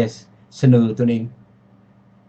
มาปากมาเว้าอยากให้พี่น้องโดยเฉพาะผู้อยู่ในประเทศนั้นรู้จักรักษาตนเองเวลาแผ่นดินไหวเฮ็ดจังได๋และวิธีป้องกันแผ่นดินไหวเฮ็ดจังได๋อันนี้ข้าพเจ้าก็เสนอไปสิ่งที่ข้าพเจ้ารู้มีหลายท่านรู้หลายกว่านี้ก็มาออกซอยกันพี่น้องบอกซอยกันอ้ายรู้2น้องรู้1เพราะพวกเฮานี้แม่นสายเลือดเดียวกันแม่นบ่พี่น้องเว้ามานี่คนลาวข้าพเจ้าเว้าอีกเทื่อนึงฮักและเป็นห่วงจึงออกมาปากมาเว้าได้รัฐบาลก็บ่ได้ติเพิ่นข้าพเจ้าก็เสนอแล้วบ่ได้มาปากด่าบ่ได้ติผู้ใดมาเสนอเพิ่นจังสิบ่สั่งเฮาข้าพเจ้ามาเสนอบ่ได้บอกเพิ่นน่ะบ่ได้บอกผู้นี้คันมันดีก็ไปใช้คันมันบ่ดีก็พุ่นเอาลูกน้องของไหลไปลีผีพุ่นไหลไปเวียดนามพุ่นไหลไปหากุยบ้าพุ่นแนวบ่ดีหั่นบ่ต้องให้อยู่ลาวหั่นอยู่ลาวแล้วมีแต่แนวดีๆเด้อพี่น้องเด้ออันนั้นเป็นเรื่องแผ่นดินไหวก่อนจะปิดรายการมื้อนี้พี่น้องข้าพเจ้า เป็นห่วงอีกตัวหนึ่งอยู่ในกับทานรัฐบาลของเพิ่นอยู่ในประเทศลาวนะมีทานหนึ่งเพิ่นได้ออกมาปากมาเว้าแล้วก็มาโอ้ลมอยู่ในสภาเวลาเพิ่นซุ่มกันนะเพราะว่าเพิ่นสร้างตั้งพรรคประชาชนปฏิวัติลาวนี่แม่นวันที่22เดือน3 1955ว่าซั่นได้70ปีผ่านมาแล้วเพิ่นก็เลยดีมกดีใจหลายแล้วก็มาเฉลิมฉลองกันเจ้าย่องค่อยๆย่องเจ้าฟดสนั่นอยู่กองประชุมของเพิ่นนั่นเพิ่นก็เว้าหลายอันหลายแนวได้เพิ่นบอกกันเพิ่นบอกโอ้ประเทศเฮานี่ก็ได้ลบล้างระบอบพระราชามาตั้งแต่พูนวันที่2เดือน12 1975พวกเขาก็มาพากันสร้างสาพัฒนาประเทศชาติบ้านเมืองให้เจริญรุ่งเรืองและเข้มแข็งเพิ่นว่าประชาชนเฮาก็หังมีความผาสุกสังคมมีประชาธิปไตยแล้วก็ทุกสิ่งทุกอย่างอยู่ในประเทศเฮาก็แม่นเจริญประชาชนก็ดีมุกดีใจบ่ทุกข์บ่ยากย้อนพรรคและรัฐของพวกเขานี้นอกจากนี้พรรคและรัฐของพวกเขาก็ยังได้ไปอยากพรรคและรัฐของพวกเขาอยากเสนอให้พี่น้องคนลาวหมดทุกคนบ่ว่าชนชั้นชนเผ่านั้นเผ่านี้ให้ฮู้จักบุญคุณของพรรคของรัฐเพราะหลังจากเพิ่นยึดอำนาจมานี้เพิ่นเอาประชาธิปไตยให้ประชาชนเพิ่นเอาความหังความมีให้ประชาชนเพิ่นเอาหัวยางต่างตีนเพื่อความทุกข์ความสุขของประชาชนเพิ่นก็นำพามาแบบสง่างามแนวดีๆเพิ่นก็เว้าแล้วมีตั้งแต่แนวดีๆข้าพเจ้าได้เบิ่งข่าวแล้วอันนี้ก็บ่ได้มาโจมตีรัฐบาลแต่ว่าในนามคนเราด้วยกันคันบ่เว้าบ่เป็นเพราะคันเฮาบ่บอกกันหั่นน่ะข้าพเจ้าบ่ได้ว่ารัฐบาลเรานี่เป็นศัตรูเวลารัฐบาลเห็นสิ่งที่ประชาชนบ่เห็นและข้าพเจ้าจะมาออกอธิบายสิ่งที่ท่านเพิ่นมาเว้าอยู่ในกองประชุมข้าพเจ้าเสนอขึ้นเมื่อกี้อ่านมาให้ฟังเมื่อกี้นี่นะกงกันข้ามหมดทุกแนวมันบ่เป็นแบบเพิ่นเว้าประเทศลาวปัจจุบันกำลังถูกชาวโลกเบิ่งต่ำทุกยังบ่แล้วผู้นำมันบ่ดีบ่ฟังความชาวโลกเขาเป็นคนหัวแข็งกระด้างพากันขายชาติเงินคำที่ต่างชาติเขาไปช่วยเหลือเอาเข้าถุงตัวเองหมดสำหรับฝ่ายประชาชนอยู่ในประเทศประชาธิปไตยเขาก็บ่มีสังคมมีความเบิกบานมวลซื่นอันนี้เขาก็บ่มีประชาชนบ่ได้มีเวียกบ่ได้มีการประชาชนปากบ่ได้แอบ่ดังสังคมลาวเป็นสังคมที่ล้าหลังเบิ่งแม่ท่านรัฐบาลยาบ้ายาเมายาไอเต็มประเทศโสเภณีลูกหลานเราเต็มประเทศคนจีนคนเวียดเต็มประเทศแล้วพวกเจ้าว่าประชาชนนี้มีความดีมุกดีใจว่าสังคมประเทศเราเจริญก้าวหน้าสำหรับฝ่ายประชาชนบ่เห็นแบบท่านเว้าประชาชนบอกว่าเจ้ายกตัวอย่างให้ข้อยเบิ่งแด่ว่าเจ้าสร้างสาพัฒนาประเทศชาติบ้านเมืองได้50 ปีแล้วบอกตัวหนึ่งเว้าให้ประชาชนว่าเจ้าช่วยหยังประชาชนปัจจุบันสังคมเจ้าช่วยหยังนอกจากเอาคนจีนคนเวียดเข้ามากดขี่ข่มเหงประชาชนแล้วเอาลูกเซหลานสาวไปเป็นโสเภณีอยู่บ่อแก้วอันนี้เป็นสังคมเปื่อยเยื่อย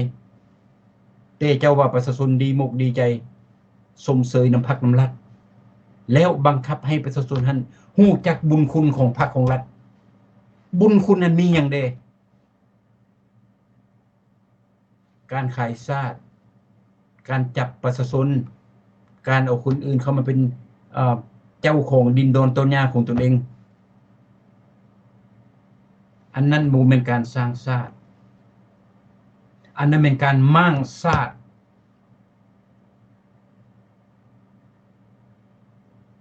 โอเคพรรคประชาชนปฏิวัติลาวตั้งมาวันที่22เดือน3 1955ได้70ปีแล้วพวกเจ้ามีหยังต่อชาตินอกจากคุณหังคุณมีของพวกเจ้าเองสำหรับพวกเจ้าก็ดีใจละบ่เอารัดเอาเปรียบประชาชน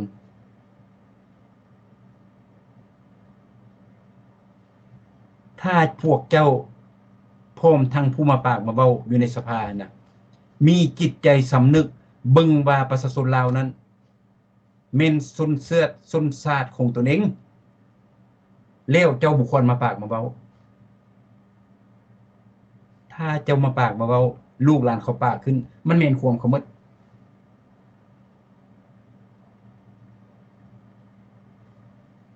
ปัจจุบัน2025แล้วมันบ่แม่น1960หรือว่า1950ที่พวกเจ้าว่าพวกเจ้าก่อสร้างพรรคประชาชนปฏิวัติลาวนี้มันบ่แม่นแล้วปัจจุบันลูกหลานเป็นคนฉลาดอาจรู้ เทคโนโลยีเขาอยู่หน้าคุณเขาก็เห็น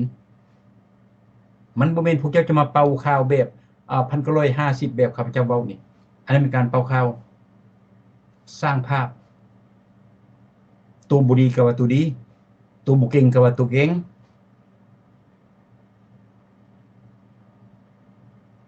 คันว่าดีหั่นน่ะอันใดก็ดีหมดหั่นน่ะ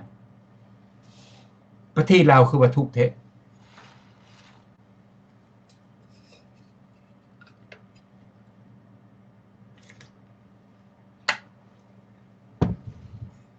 ถ้าหากว่ามีรัฐบาลฉลาดอาจรู้แบบเจ้ามาเว้าเนี่ยน่ะประเทศลาวบ่ได้ขอหมู่กินดอกถ้าประเทศลาวประชาชนเป็นเจ้าของประเทศแบบเจ้าเว้านี่น่ะจีนเวียดเข้ามาบ่ได้เด็ดขาดต้นไม้ต้นหนึ่งเขาก็สิแก้ออกบ่ได้เพราะประชาชนลาวหั่นเขารักชาติข้าพเจ้าฮู้ตัวนี้คนลาวบ่ได้โง่ดอกแต่รัฐบาลนั้นพากันขายชาติเอาสิทธิ์เอาเสียงให้ชาติอื่นลูกหลานอยู่บ่ได้กินบ่เป็นปัจจุบันแต่พวกเจ้ายังพากันมาสรรเสริญกัน70ปีสร้างตั้งขึ้นมานำพาชาตินำพาพรรคนำพารัฐต่อสู้กู้ชาติขับไล่ศัตรูหนีขับไล่ผู้นั้นหนีขับไล่ผู้นี้หนีความเว้าของข้าพเจ้ามันบ่เข้าหูคนแต่มันเป็นความจริง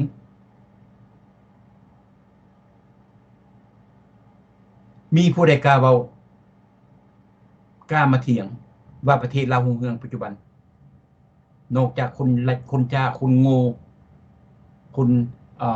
เสนามาคิกาลาวนอกก็บ่อึดเข้าไปประเทศลาวโอ้ถนนหนทางเขาจะเป็นเขาดีอันใดเขาก็มีหมดบ่ติชมเขาได้เขาฮู้ได้เขาเก่งเขารักชาติแต่พวกเจ้าเข้าไปประเทศลาวพวกเจ้าไปเบิ่งแต่บนมันงามบนมันงามก็มีจักเปอร์เซ็นต์อย่างเก่งหมดประเทศก็มี 10% หรือว่า 20% 80% ล้าหลังซัวมุนอุ้ยปุ้ยมีตั้งแต่ 20% ก็เจาะแล้วพวกเจ้าไปอยู่หั่นล่ะพากันเว้าออกไปแดออกไปทางนอกพุ่นแดจังออกมาปากมาเว้าตนเองเนี่ยมาอยู่ต่างประเทศแล้วควรฮู้คันฮู้ล่ะฮู้จักรักชาติบ่คันรักชาตินั้นต้องเว้าความจริงให้ประชาชนลาวฟังต้องเว้าความจริงให้รัฐบาลลาวฟังเจ้านำพาชาติบ่ได้เพราะว่าเจ้าพากันขายชาติเพราะว่าเจ้าบ่เอาสิทธิ์เอาเสียงให้ประชาชน ผู้ใดเขาก็บ่มักลูกหลานเต็มลูกหลานอยู่ในประเทศเต็มอยู่ประเทศไทยเต็มประเทศอยู่เกาหลีใต้เต็มอยู่อเมริกาเต็มอยู่ออสเตรเลียเต็มอยู่ฝรั่งเต็มทั่วโลกอันนั้นว่ารัฐบาลดีอันนั้นว่าแนวลาวสร้างชาติอันนั้นว่าฮักบ้านเกิดอันนี้ว่ารัฐบาลฮักบ้านเกิดหรือว่าประเทศหรือว่ารัฐบาลสร้างบ้านเกิดขายบ้านเกิดข่มเหงบ้านเกิด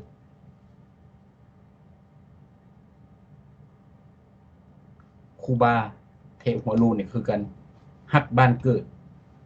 เจ้าถือศีลเจ้าบ่ได้ฮักบ้านเกิดนะเจ้าฮักพรรคและรัฐเป็นครูบาต้องมีศีลคันบ่มีศีลเราบ่ต้องไปบวชค่อยบ่ได้โจมตีเจ้า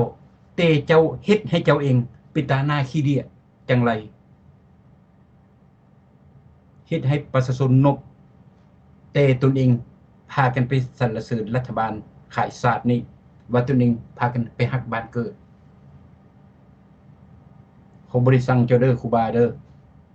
เขาคนมาเตือนเจ้าในนามมนุษย์ด้วยกันหมดทุกคนมีสิทธิ์ปากสิทธิ์เว้าโดยเฉพาะข้าพเจ้าเวลาเห็นคนลาวพุ่นน่ะเดินทางผิดข้าพเจ้าจะปากจะเว้าอัดญาได้ก็ยาเพื่อหยังเพื่อเตือนคนลาวเฮาให้เซาเฮ็ดความชั่วแล้วเป็นคนดีลาวเฮาบ่บอกลาวเฮาแล้วไปสิมาบอกเวียดเขาก็หัวขวนเขามาบักลาวโง่กูไปเอาหยังอยู่ประเทศมึงก็บ่ได้ก็ได้มาแมวมึงก็ดับกูไปโซกวดเอาบ่เงินบ่คำยังบ่ยากหมาแมวสุดยังรักษาบ่ได้แล้วจีนก็หัวขวน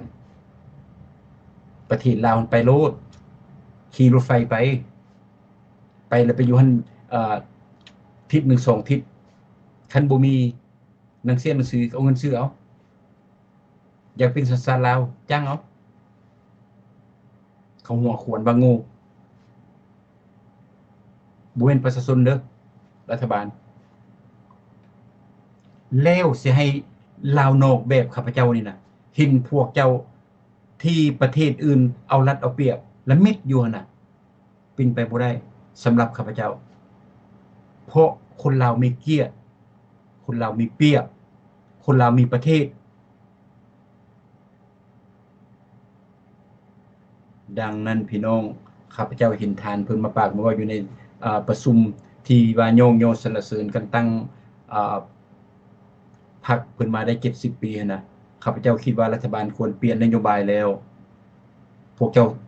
นำพาชาติบ่ได้ปัจจุบันเด้และโยงดีเมิดประชาชนเขาทุกข์เขายากเขาบ่มักตนเองก็ว่าเขามักเขาสรรเสริญพรรคหรือรัฐให้เขาฮู้บุญคุณเจ้าบ่ได้มีบุญมีคุณต่อประเทศชาติแล้วสิเขาฮู้จังได๋เขาฮู้ตั้งแต่ความชั่วของพวกเจ้าที่ว่ากำลังพากันขายชาติปัจจุบันอันนั้นแม่นเขาฮู้เพราะเขาเห็นความดีของพวกเจ้าเขาบ่เห็นเพราะพวกเจ้าบ่ได้เฮ็ดบ่ได้โจมตีเด้ฮักได้จังเว้าได้รัฐบาล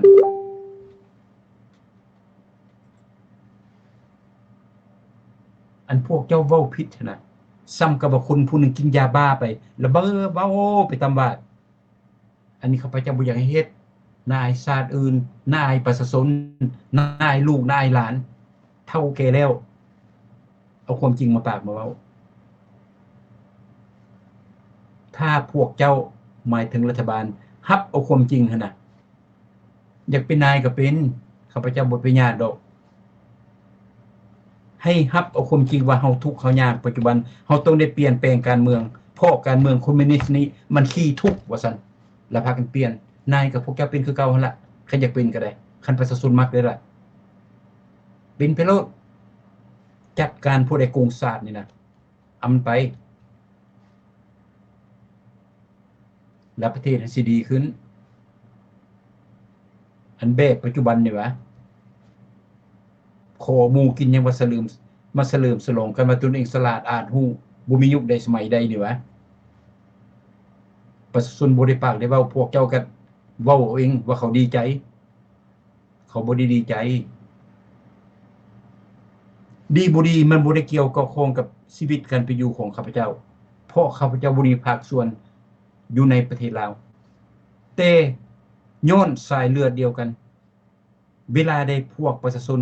บ่มีความยุติธรรมเวลาได้เห็นลูกหลานของพวกเขาเต็มอยู่อเมริกาพี่โดยเห็นหมู่เห็นครูเห็นป้าเห็นลุงเห็นอายเห็นเอื้อยเต็มอยู่อเมริกาเต็มอยู่ฝรั่งเต็มอยู่ออสเตรเลียเต็มอยู่แคนาดาแล้วสิให้เฮาโยงจังได๋ถ้าประเทศลาวดีถ้ารัฐบาลดีน่ะเขาบ่มาดอกย้อนทุกข์ย้อนยากจึงขานอาสาสู้เสี่ยงตายออกจากประเทศโดยเฉพาะลูกหลานผู้อยู่ประเทศไทยหั่นแม่นเขาจำเป็นประเทศแล้วน่ะไปเป็นขี้ข้ามาใส่ชาติอื่นยังดีกว่าเป็นขี้ข้ามาใส่รัฐบาลของตนเองเบิ่งดูความดีของพวกเจ้าหั่นน่ะเขายอมไปเป็นขี้ข้ามาใส่ชาติอื่นเพื่อชีวิตเขาดีกว่าอยู่ประเทศลาวแล้วพวกเจ้าสิมีดีอยู่บ่ใดในนามคนลาวด้วยกันข้าพเจ้าฮักบ่ได้สังคนฮักกันเฮาต้องเอาความจุดอ่อนหั่นน่ะค้นขึ้นมาเพื่ออยากให้พวกเจ้าแก้ไขปัญหาบางเทื่อพวกเจ้าจะเป็นคนอ่าอยากมีอำนาจหลายเกินไปก็เลยลืมเบิ่งประชาชนดังนั้นคนแบบข้าพเจ้าก็เลยออกมาคดขึ้นเสนอให้พวกเจ้าหมายถึงรัฐบาลพากันแก้ไขพิจารณาเบิ่งว่าเฮ็ดถูกระบบคันข้าพเจ้าบ่ออกมาปากมาเว้านี่ผู้มาเว้านี่นะชาติอื่นเขามาฟังนะเขาโอ้อีตานี่เป็นบ้าคักบ้าแน่ประเทศเราวางแล้วนี่มาขอเงินนำญี่ปุ่นไปช่วยเหลือก็ว่าตัวนี้นี่หังมีสุขประชาธิปไตยก็เต็มเปี่ยมล่ะมันบ่มีผู้ใดมักถ้าประเทศอื่นมาดูหมิ่นประมาทผู้นำลาวหั่นน่ะอันนี้จึงมาบอกมากล่าวได้บ่ได้ว่าบอกซะเพิ่นสิเครียดมาเตือนจึงมาบอกมาเตือนลาวต้องรักลาวถ้ารัฐบาลเฮ็ดผิดคนลาวบ่ปากคนลาวบ่เว้ามันก็ส่วนกันหมดโลกนี้เป็นขี้ข้ามาไส้เขาหมดโลกนี้เขามาเอาดินเอาดอนเขามาเอาโบเงินโบคำก็สิพากันมิกอยู่มันก็โง่หมดโลกนี้แม่นบ่พี่น้องอันนี้ข้าพเจ้าอธิบายเหตุผลข้าพเจ้าออกมาปากมาเว้าและเห็นผู้นำเพิ่นผู้นี้มาปากมาเว้าอยู่ในสภาน่ะมีแต่เจ้าแต่นายอยู่หั่นทองรุนก็อยู่หั่นจุมรีก็อยู่หั่นบุญยังก็อยู่หั่นเสริมไสก็อยู่หั่นผู้ใดก็อยู่หั่นหมดผู้นำพรรคนำรัฐก็นั่งฟังกันอยู่หั่นแม่นไปฟังกันได้จังได๋สิ่งที่เราเว้านี่บ่แม่นความจริงจักหน่อยก็จังว่าข้าพเจ้าได้ไปฟังแล้วไปเบิ่งแล้วก็โอ้บ่ได้เป็นอันนี้ต้องได้เตือนรัฐบาลลาวนี่ต้องได้เตือนเพิ่นคันว่าบ่อันนั้นนี่เพิ่นสิว่าเฮาโจมตีเฮาบ่ได้โจมตีเฮาเตือนจังว่าออกมาเตือนซะเทื่อนานเซาเว้าน่าอายลูกเขาบ่คนลาวก็บ่ได้ว่างูว่าจ้าปานนั้นหูหนวกตาบอดปานนั้นก็สิบ่ว่าติบ่เป็นผู้นำเซาลูกผู้ใดเขาก็ฮู้แต่ว่าพากันนั่งแล้วก็ฟังตัวกันเจ้าตัวค่อยตัวเจ้าโยงค่อยโยงเจ้าแล้วบ่มีหยังดีขึ้นหมดประเทศสำหรับรัฐบาลขอเสนอไปซ้ำนี้เพราะว่าการปากการเว้านี้เฮ็ดให้ชาวโลกรังเกียจเฮ็ดให้ประชาชนหันสั่งหัวเจ้าซ้ำแทนที่เขาสินับถือเขาสั่งเพราะเจ้าตัวเขานับตั้งแต่เจ้าปุดโปรยมาเจ้าบ่ได้เฮ็ดหยังให้ประเทศชาตินอกจากพากันขายพากันหังพากันมีแบ่งสันแบ่งวรรณะลูกเจ้าลูกค่อยลูกพรรคลูกรัฐผู้ใดเป็นลูกพรรคลูกรัฐลูกปฏิวัติหน้าเบิ่งเพิ่นก็บ่ได้เด้พี่น้องเด้เพิ่นหน้าใหญ่เด้พูนเพิ่นเบิ่งสูงเพราะเพิ่นเป็นลูกนักปฏิวัติหลานนักปฏิวัติและแม่นปฏิวัติเอาหยังถามตนเองรัฐบาลลาวหรือว่าพรรคประชาชนปฏิวัติลาวทั่วประเทศลาวน่ะพวกเจ้าว่าพวกเจ้าเป็นนักปฏิวัติต่อสู้กู้ชาติมาได้30ปีแต่สมัย75 50 ปีผ่านมาแล้วพวกเจ้าปฏิวัติเอาอย่างมันมีแนวใดดีต่อประเทศวะประเทศเราเอาอย่างไปขายให้ชาวโลกเด็ก็จะว่ามาสมเสยกันหลายแท้ปฏิวัติมาได้นั่นได้นี้บริษัทเขาก็เต็มประเทศแล้วย้อนภาครัฐเขานี้สร้างตังขึ้นGPD GPD เศรษฐกิจเขาก็ขึ้นแต่ละปี GDP ขึ้นแต่ละปี 5% 6% หรือว่า 3%ประชาชนมีเวียกมีการลาวโนงได้ไปขอกินน้ำคนโลกได้ไปขอกินน้ำมาเว้าแบบสะทือข้าพเจ้าก็สิตบมือให้รัฐบาลลาวเฮ็ดแท้เพิ่นฉลาดแท้อันใดก็เฮ็ดอยู่ประเทศลาวบริษัทเต็มประเทศลูกหลานมีเวียกมีการข้าพเจ้าก็ดีใจอันนี้พวกเจ้าบ่ได้เฮ็ดหยังนอกจากพากันขายชาติแล้วก็ตัวและบังคับให้ประชาชนลาวนั้นทุกชนชั้นชนเผ่าให้ฮู้จักบุญคุณของพรรคของรัฐมันแม่นบุญคุณหยังให้ทองรุ่นถามสนไสให้สนไสถามคนอื่นว่าพวกเฮานี่หั่นปัจจุบันนี้เฮาสรรเสริญกันปัจจุบันนี้เฮาเฮ็ดหยังช่วยประชาชนเด้โรงเรียนละนึงก็แม่นเกาหลีมาช่วย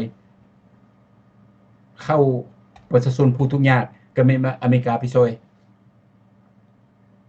ถนนหนทางพวกก็ขาดทางด่วนเฮามีบนเดียวเป็นของจีน50 ปีรถไฟเฮาก็มีตั้งแต่ซื้อแต่เฮารถไฟเป็นของจีนและเฮาติดหนี้เขาสแตลไลท์เฮาก็มีแต่จีนเป็นเจ้าของเขื่อนเฮาก็หลายกว่าหมู่แต่จีนเป็นเจ้าของแล้วเฮาติดหนี้เขาพร้อม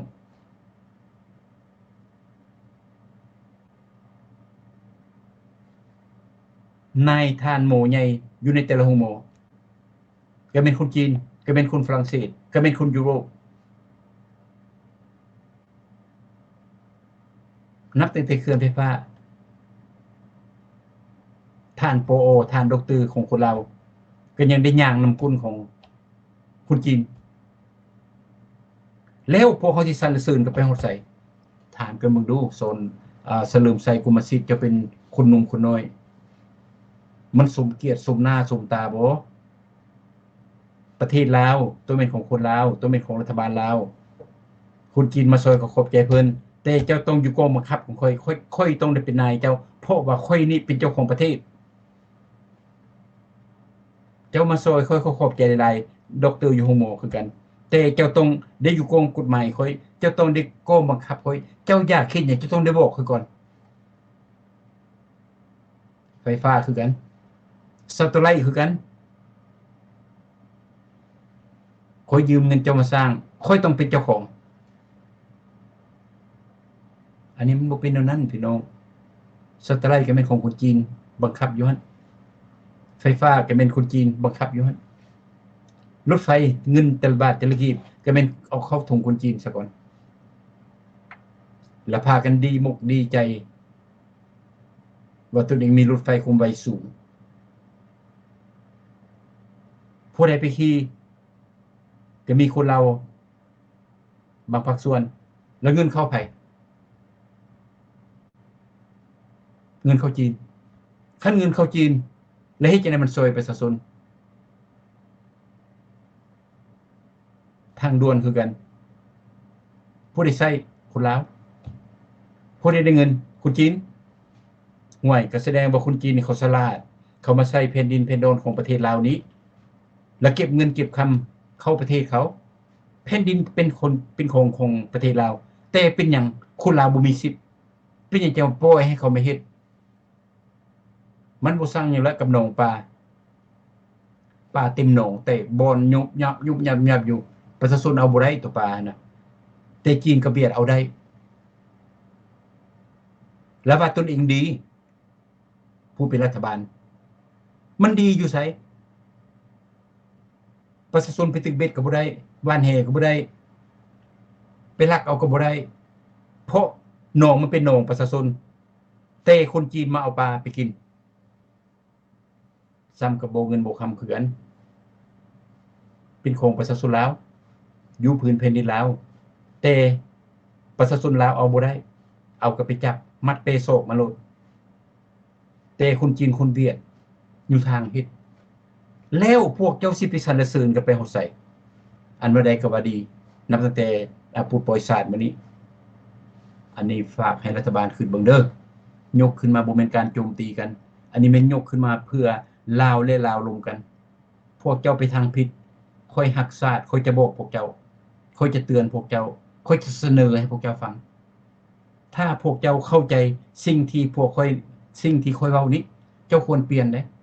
เพราะสิ่งที่ค่อยเว้านี้แม่นความดีสิ่งที่ค่อยเว้านี้แม่นความรักษาสิ่งที่ค่อยเว้านี้เฮ็ดให้ประเทศเป็นประเทศเจริญรุ่งเรืองสิ่งที่ค่อยเว้านี้เฮ็ดให้รัฐบาลบ่มีการโซ่ลาดบังหลวงและสิ่งที่ค่อยเว้านี้เฮ็ดให้ประเทศชาติประชาชนมีเวียกมีการบ่ทุกข์บ่ยากมีแต่แนวดีๆสิ่งสำคัญรัฐบาลลาวรับได้บ่คันรับได้บ่ได้ลาบ่ได้สวยคันเจ้ารับบ่ได้ก็แสดงว่าเจ้านี่ต้องเป็นเผด็จการแบบคนชาวโลกเขาซ่าว่ารัฐบาลลาวนี่พากันขายชาติกินเงินพวกเขาไปซอยก็แม่นหมดแม่นเกลี้ยงประชาชนเฮาบ่เห็นคันว่าแปลงถนนก็ยังเป็นคุมหมดทั่วประเทศคันว่าแปลงขัวก็ยังหักอะญะอยู่คันว่าไปสร้างโรงเรียนก็บ่มีอันนี้ชาวโลกเขาเห็นในนามข้าพเจ้าเป็นคนลาวก็มาบอกพวกเจ้าบางเทื่อพวกเจ้าจะบ่เห็นคันพวกค่อยบ่บอกเจ้าหน่อยก็สิว่าลาวโนนี่โอ้เขาก็ตั้งบ่บอกเขาเนาะ9ปี10ปีผ่านมาคนประเทศลาวนี่ยังมีอยู่เดี๋ยวนี้ประเทศลาวเป็นของจีนของเวียดแล้วพวกเจ้าก็บ่ปากบ่เว้าเนาะสิเว้าได้หั่นดังนั้นข้าพเจ้าออกมาปากว่ามื้อนี้ล่ะหลายเทื่อแล้วบ่แต่มื้อนี้ให้พวกเจ้าฮู้รัฐบาลนั่นน่ะเกิดเป็นคนลาวมาอย่าสุโง่หลายอย่าสู้เห็นชาติอื่นดีคนประชาชนลาวของตนเองเด็ดขาดรัฐบาลใดก็อย่าผู้ใดก็อย่าผู้หญิงผู้ชายผู้เฒ่าผู้แก่แม่มานเด็กเล็กเด็กน้อยเห็นชาติอื่นดีคนชาติตนเองชั่วสุดความจริงบ่พี่น้องความจริงเด้อีกเทื่อนึงความจริงบ่เข้าหูคนและความจริงคนลาวบ่มักฟังลาวนอกคือกันคันผู้ใดออกมาตัวอันนี้โอ้อันนั้นอันนี้พากันไปเบิ่งฮอดล้านวิวคันผู้หวังดีนี่ย่านพวกเจ้าทุกข์ย่านพวกเจ้ายากเพิ่นบ่มีเวลามาเบิ่งเพราะย่านประเทศลาวเป็นประเทศเจริญย่านบ่ได้เป็นขี้ข้าม้าใส่เขาก็เลยปิ้นหลังใส่ผู้ไปเว้าตลกตะเล็กเอานั่นเอานี่ออกกันคนลาวแฮกันลื่นๆๆๆไปแม่นบ่พี่น้องข้าพเจ้าเว้าความจริงทุกมื้อเดี๋ยวนี้หั่นน่ะบ่เข้าหูคนข้าพเจ้าฮู้และข้าพเจ้าเข้าใจเพราะคนลาวเฮาบ่มักรับบ่มักยอมรับเอาสิ่งที่ตนเองบ่มักแต่มันเป็นความถูกต้องบ่อยากเอาเด้คนลาวเฮานี่นะไปเบิ่งเวียดนามแหมเวียดนามเวียดนามใต้เขามาอยู่อเมริกานี่หั่นน่ะไปเบิ่งเขาแหมเขาบ่ได้เอาธงเวียดนามดาวสีแดงอยู่ประเทศเขาเด้อออกมาเด้อยังมีสีเหลืองสีนั้นอยู่เด้แสดงว่าธงเวียดนามใต้หั่นน่ะหัวอายุ2ปี3ปีขึ้นไปถึงอายุ100ปีเขาเป็นอันหนึ่งอันเดียวกันหมดบนได้สำคัญเขาไปเบิ่งผู้ใดดีเขาส่งเสริมลาวเฮาบ่เว้าอายุ90ก็ยังเป็นนายอยู่ย่างขึ้นยนต์ก็บ่ได้แล้วผู้หนุ่มบ่อึดแต่บ่เอาเพราะเพิ่นจะได้ตำแหน่งทั้งนอกและทั้งในเวียดนามเขาบ่ได้เฮ็ดได้อายุ70 80ปีแล้วเขาปล่อยให้ลูกให้หลานความรู้เขาก็หลายแฮงเขาก็แฮงเฮานี่นั่งอยู่ซื่อเวลาเขาเฮ็ดแล้วเฮาเบิ่งเขาบอกเขา ลาวเขาควรเปลี่ยนแล้วเว้ามานี่ก็สิมีคนสั่งเองเนี่ยว่าข้าพเจ้านี่ดูหมิ่นประมาท no ข้อยบ่ได้ดูหมิ่นประมาทข้อยอยากให้คนลาวเป็นคนฉลาดข้อยจะบ่มุดหัวอยู่นำคนเคยเฮ็ดเคยทำมาได้200-300ปีมาแล้วข้าพเจ้าบ่เฮ็ดยามใดก็ว่าโอ้เอาลาวๆเด้อรุ่นพ่อรุ่นแม่พาเฮ็ดได้หั่นน่ะแนวเพิ่นพาเฮ็ดมันดีมันก็ดีเฮาก็เฮ็ดแต่ว่า 60-70% มันล้าหลังเด้ซั่นน่ะเฮาเกิดมาใหญ่รุ่นแล้วสิไปเอาตั้งแต่80ปีผ่านมาเป็นชาวโลกเข้าไปไกลแล้วเฮาบ่ได้พี่น้องเฮาต้องไปเฮ็ดแบบชาวโลกเขาเพื่อให้ลูกหลานเพื่อให้ชีวิตการเป็นอยู่ของพวกเฮาปัจจุบันดีขึ้นยามใดก็พ่อตู่เขาก็พาเฮ็ดจังซี่ล่ะบ่เพิ่นก็ทุกข์แท้100ปีก็ยังคือเก่าอยู่เว้ามันจะสั่งกันเด้อพี่น้องเด้อข้าพเจ้าเว้าความจริงเด้เฮาคนลาวบ่ต้องสั่งกันผู้ใดสั่งข้าพเจ้าก็อย่าข้าพเจ้านี่ฮักเบิดทุกคนเลยนับถือเพราะว่าลาวกับลาวเฮานี่นะคันเฮาบ่ฮักกันแล้วสิมีผู้ใดมาฮักเฮาถามกันโลดถามอ้ายถามน้องถามเอื้อยถามน้องถามลุงถามหมู่ถามครูเจ้าก็ลาวข้อยก็ลาวแต่ขี้เสียดขี้เหลือกันบ่ฟังความกันแล้วผู้ใดสิยอม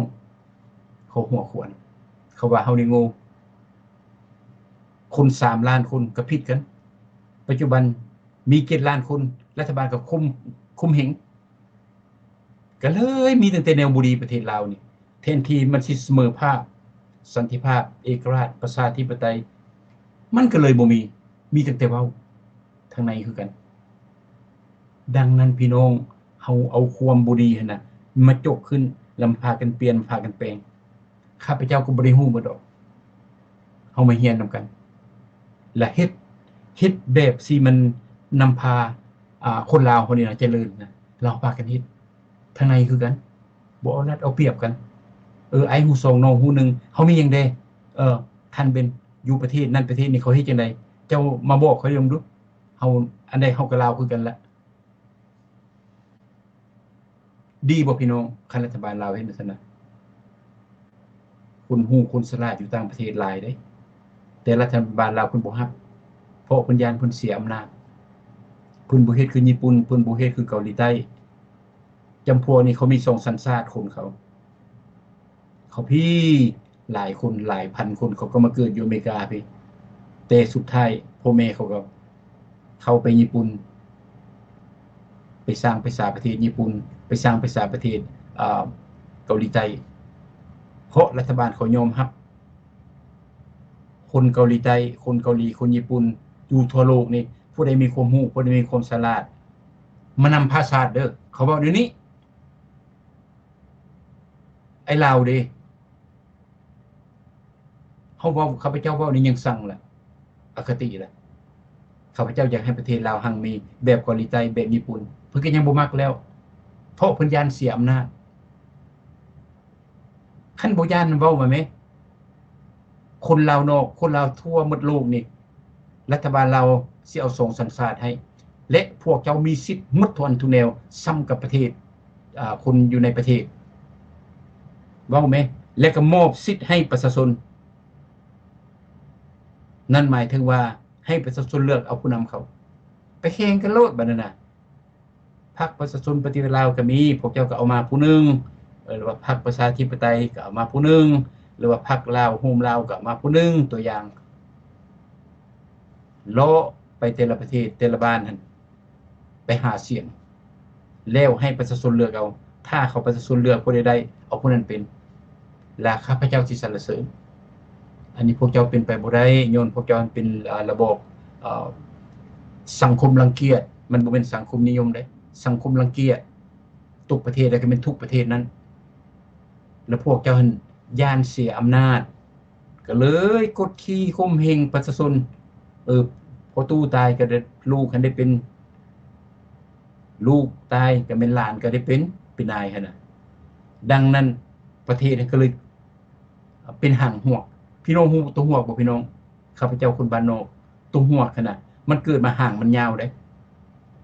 ดนไปก็สั่นเข้าแบบโซโพลาวพุ่นล่ะ 1975ประเทศก็ยังหังมีอยู่50 ปีไปละหมดล่ะซ้ำกับห่างหัวมันกินมันขาดมันทุกข์มันยากลาวก็คือกันย้อนหยังย้อนตนเองนำพาศาสตร์บ่ได้แต่ตนเองอยากเป็นนายอยากเป็นผู้นำทั้งที่ว่าตนเองหั้นนำพาศาสตร์บ่ได้เป็นนำระบบ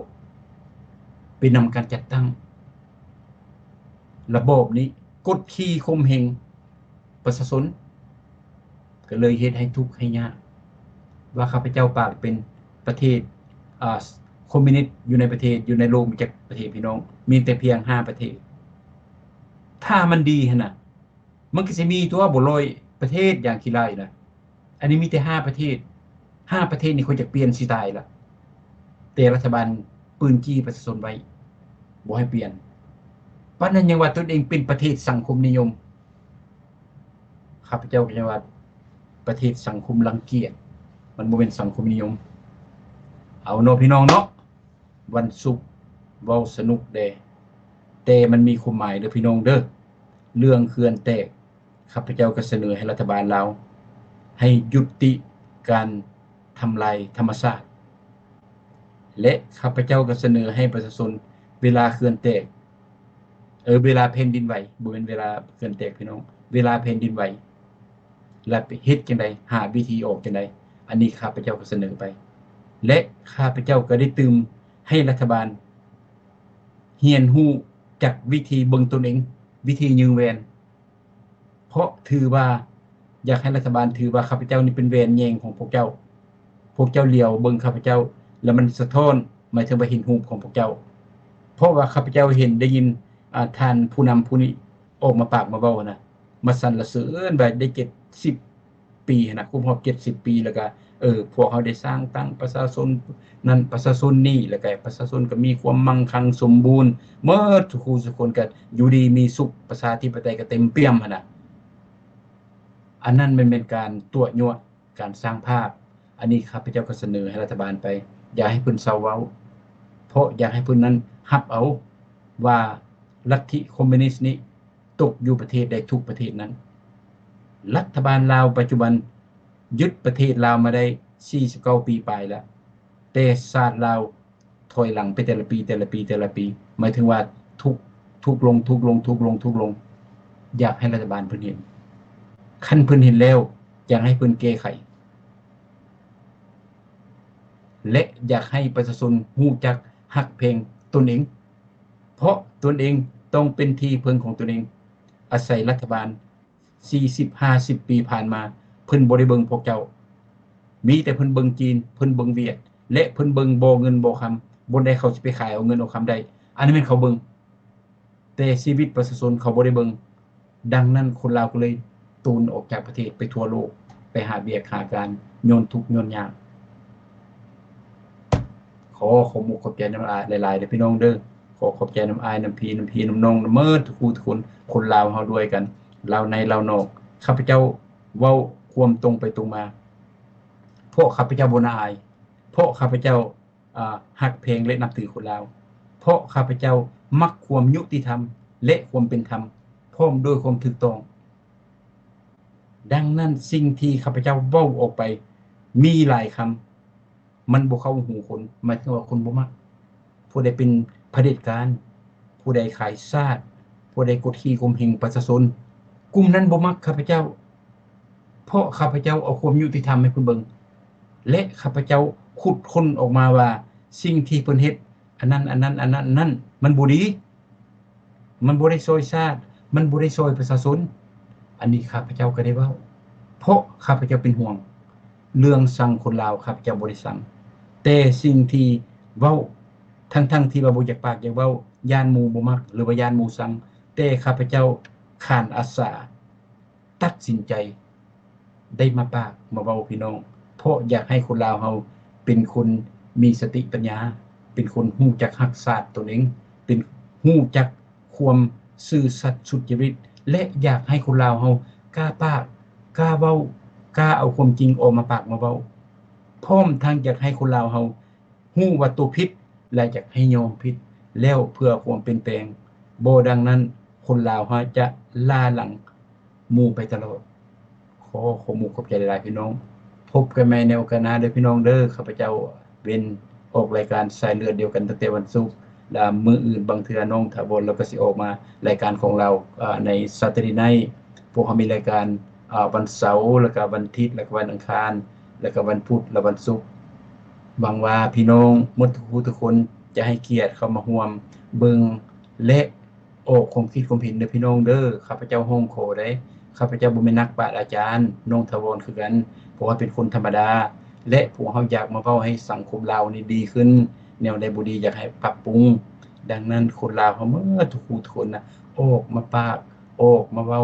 ออกมาช่วยมาเหลือกันออกมาบอกข้าพเจ้าเด้เพราะข้าพเจ้าก็อยากเรียนอยากทำนำพี่น้ำน้องน้ำอ้ายน้ำเอื้อยเมื่อทุกคนจะขอมุกขอบใจถ้าผู้ใดมากล้าปากกระเว้าเพื่ออยากให้สังคมลาวมีการเปลี่ยนแปลงออกจากจุดอ่อนขึ้นไปถึงจุดแข็งเนาะพี่น้องเนาะขอมุกขอบใจหลายพบกันใหม่ในโอกาสหน้าพี่น้องสบายดี